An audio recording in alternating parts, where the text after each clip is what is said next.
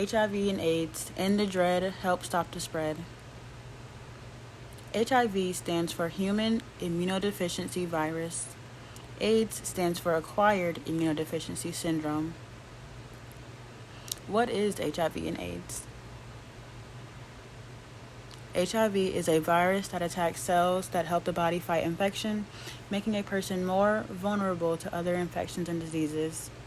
AIDS is the late stage of HIV infection that occurs when the body's immune system is badly damaged because of the virus.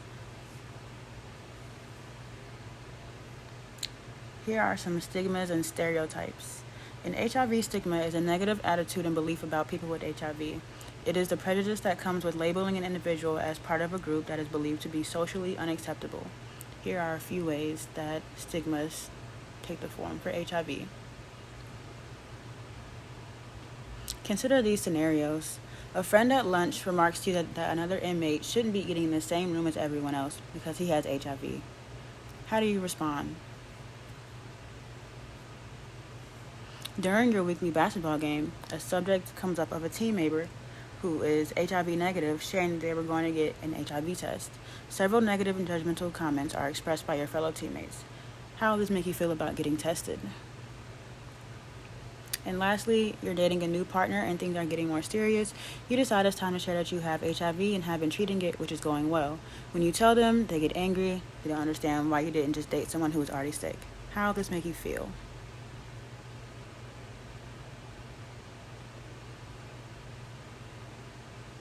Listen to this interview with a former inmate discuss her experience contracting HIV. I lived a very destructive lifestyle. I am a recovering addict, and I practice a lot of unsafe sexual activity while trying to get drugs. The kind of destructive lifestyle that would ultimately lead to a death sentence. Wanda Collier was diagnosed with AIDS while in jail.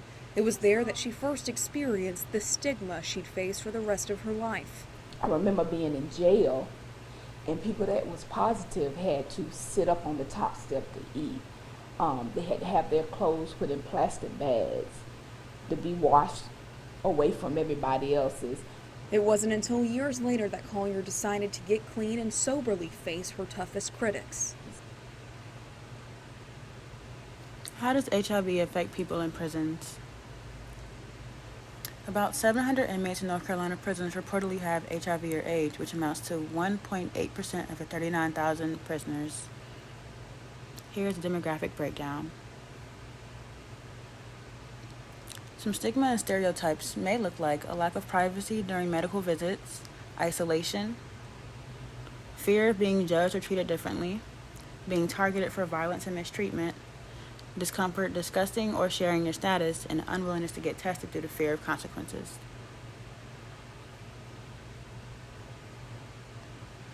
Here are some risk factors. Some of these include lack of medication availability, lack of testing, awareness, unprotected sexual intercourses, needle sharing, unsafe tattooing, mental illness, low SES in the presence of other STD or STIs, as well as sexual orientation.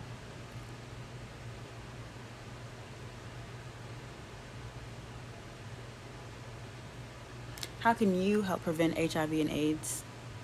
Some ways to help stop the spread are to utilize prison healthcare measures, attend educational programs involving HIV transmission, risk behaviors, and attitudes changing, regular testing, and protected sex with condoms. Here are the steps to properly putting on a condom.